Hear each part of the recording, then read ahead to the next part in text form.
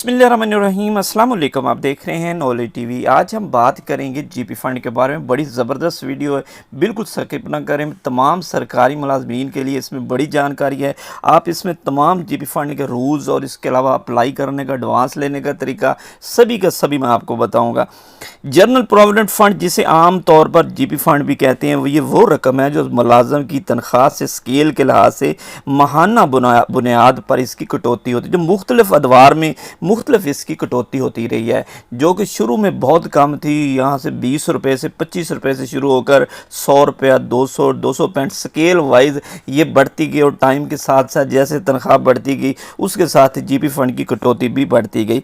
GP fund सरकारी मुलाजमिन के लिए एक बचत स्कीम है जो दरअसल हुकूमत की अपनी रकम है, जो ज़रूरत के वक़्त दौरान सर्विस भी वो ले सकता है और सर्विस के अख्ताम पर भी ले सकता है। अगर मुलाजम रेगुलर बुनियादों पर भर्ती हुआ है या कॉन्ट्रैक्ट से रेगुलर हुआ है तो उसको फ़ौरन जीपी फ़ंड की कटौती शुरू करवा देनी चाहिए।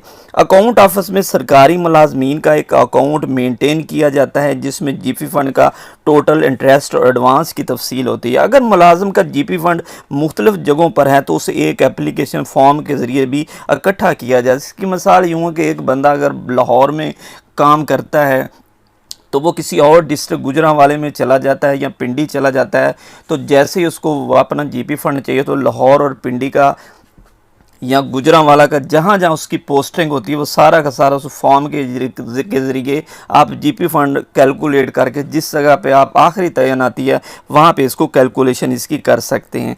उसे एक फॉर्म के ज़रिए इकट्ठा की, जिसकी तफसील एक वीडियो के अंदर भी बयान की गई है, जिससे सिस्टम ऑनलाइन हुआ है।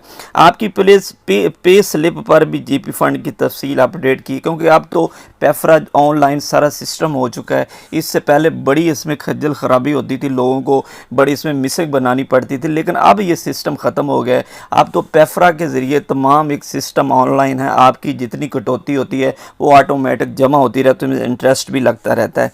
आमतौर पर जब स्केल रिवाइज़ होते हैं तो एक फार्मूले के तहत जीपी फ़ंड रेट भी रिवाइज़ किए जाए जो कि फ़िक्स होते हैं और स्केल के मुताबिक लागू होते हैं। इसकी तफसील और चार्ट मैंने इससे पहले भी आपको इसकी तफसील और चार्ट इस पर बल्कि मैंने वीडियो बनाई थी जिस पे आप देख सकते हैं कि इसमें कितनी कटौती होती है और इसके क्या रेट्स हैं।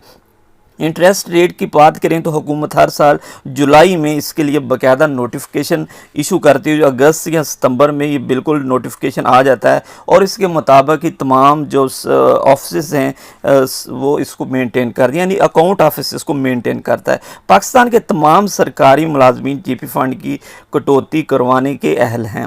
सरकारी मुलाजम अपनी वफ़ात की सूरत में जीपी फ़ंड की रकम के लिए एक या एक से ज़ायद अफराद मुंतखब कर सकते हैं। इसके वर्सा में उसकी बीवी, बीवियाँ, बच्चे, बच्चों के वगैरह भी की जिसमें नॉमिनेशन उसको कहते हैं कि आप उसकी नॉमिनेशन कर सकते हैं अपने फॉर्म पे। अगर इसकी फैमिली नहीं है तो किसी दूसरे मेंबर को भी मुंतखब किया जा सकता है। सरकारी मुलाजम अपनी सर्विस के दौरान किसी भी वक्त वर्सा में मुंतखब करदा अफराद को तब्दील भी करवा सकता है। रूल्स के मुताबिक 2.5% ज़कात की कटौती होती है। इसकी दो सूरतें होती हैं। अगर आप जीपी फ़ंड एडवांस लेते हैं, आपने वापस करना हो तो फिर ये ज़कात की कटौती नहीं होती।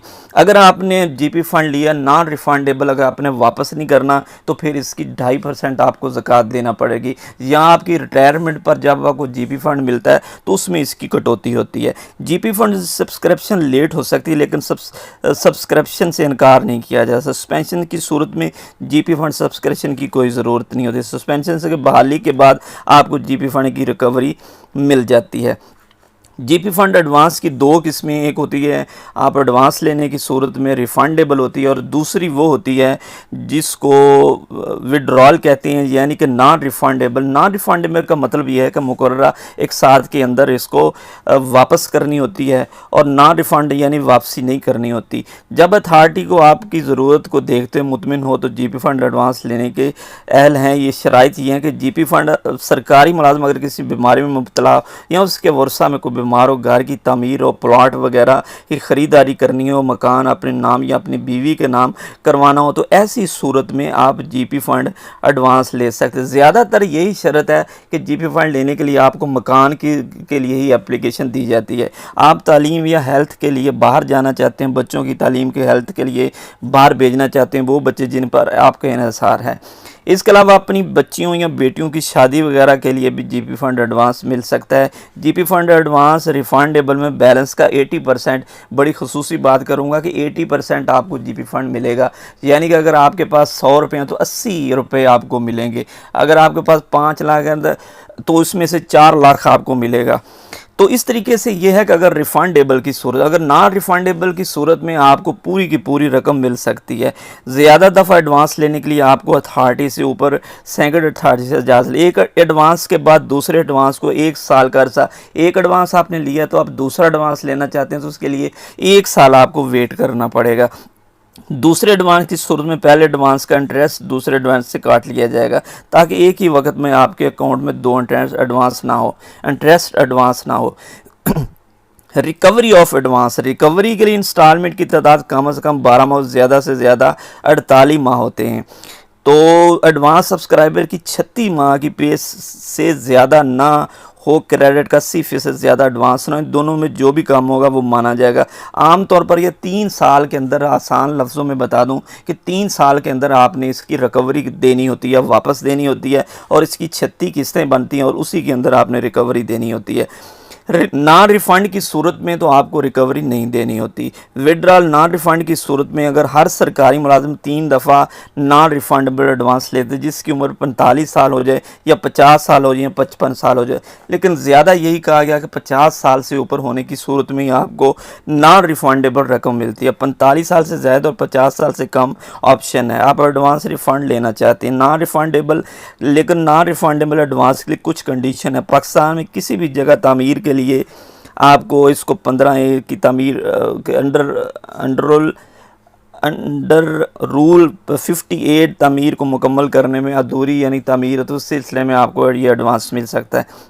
अगर सब्सक्राइबर की उम्र 50 साल हो जाए तो इसके लिए ऑप्शन है वो अपने क्रेडिट 100% एडवांस ले सकता है। अच्छा, उसमें एक बात शामिल है कि 45 साल की उम्र में आप ले सकते हैं, लेकिन उसमें कम ले सकते हैं। लेकिन अगर आपकी उम्र 50 साल है तो 100% जितना भी आपका 4-5 लाख पड़ा है आप उसको ले सकते हैं और आपको वापस भी नहीं करना पड़ेगा। आप एडवांस ले सकते हैं ज़रूरी रकबे ख़रीदने के लिए और इसके बाद रहाइश के लिए, घर बनाने के लिए। 45 साल से ज़ायद और 50 साल से कम की सूरत में इससे फ़ायदा होगा। आप नॉन रिफंडेबल एडवांस ले सकते हैं, रिकवरी नहीं होगी। आपने जिस मकसद के लिए एडवांस लिया अगर पूरा ना हो तो आपका एडवांस रकम वापस भी जमा करवाई जाती है। जो इस पर इंटरेस्ट रेट है वो भी कैलकुलेट करके जमा करवाना होगा। कर्ज़े की वापसी के लिए जितनी रकम की ज़रूरत है उतनी अथॉरिटी मंजूर करती है। आज की ये बड़ी ज़बरदस्त इंफॉर्मेशन थी जीपी फ़ंड के बारे में। Thanks for